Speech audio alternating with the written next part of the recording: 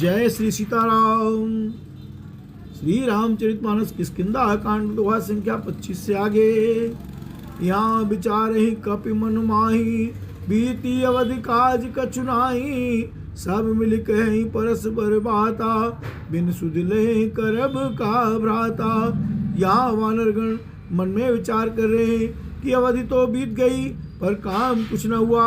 सब मिलकर आपस में बात करने लगे कि हे भाई, अब तो सीता जी की खबर लिए बिना लौटकर भी क्या करेंगे। कहे अंगद लोचन बर बारी, दो प्रकार भई मृत्यु हमारी। यान सुध सीता के पाई, वहाँ गए मारी कपिराई। अंगद ने नेत्रों में जल भरकर कहा कि दोनों ही प्रकार से हमारी मृत्यु हुई। यहाँ तो सीता जी की सुध नहीं मिली और वहां जाने पर वानरराज सुग्रीव मार डालेंगे। पिता बधे पर मारत मोही, राका राम नियोर नोही। पुनि पुनि अंगद के सब पाई, मरण भयउ कछु संशय नाही। वे तो पिता के वध होने पर ही मुझे मार डालते, श्री राम जी ने ही मेरी रक्षा की, इसमें सुग्रीव का कोई एहसान नहीं है। अंगद बार बार सबसे कह रहे कि अब मरण हुआ, इसमें कुछ भी संदेह नहीं है। अंगद बचन सुनत कपि बीरा, बोल न सकै नयन बह नीरा। क्षणिक सोच मगन होई रहे, पुण्यस बचन कहत सब भय। वानर भी अंगद के वचन सुनते हैं किंतु कुछ बोल नहीं सकते, उनके नेत्रों से जल बह रहा है। एक क्षण के लिए सब सोच में मग्न हो रहे, फिर सब ऐसा वचन कहने लगे। राम हम सीता के सुध लीने बिना, नहीं जय जुवराज प्रवीणा।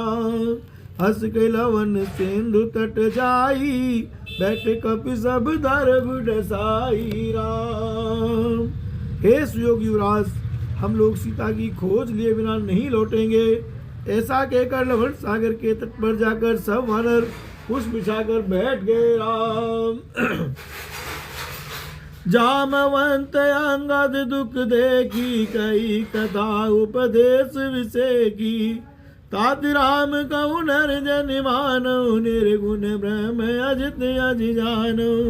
जामवान ने अंगद का दुख देखकर विशेष उपदेश की कथाएं कही। वे बोले, हे तात, श्री राम जी को मनुष्य न मानो, उन्हें निर्गुण ब्रह्म अजय और जन्मा समझो। हम सब सेवक अति बड़ भागी, संतत सगुन ब्रह्म अनुरागी। हम सब सेवक अत्यंत बड़भागी हैं, जो निरंतर सगुण ब्रह्म श्री राम जी में प्रीति रखते हैं। राम निज इच्छा प्रभु अवतरई, सुरमय गोद जिलाग।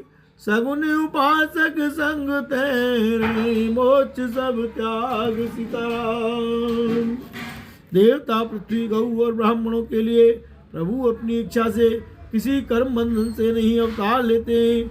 वहाँ सगुणोपासक भक्तगण सालों के सामीप्य, सारूप्य, साष्टी और सायुज सब प्रकार के मोक्षों को त्याग कर उनकी सेवा में साथ रहते हैं। बोलो तत्सत भगवान की जय।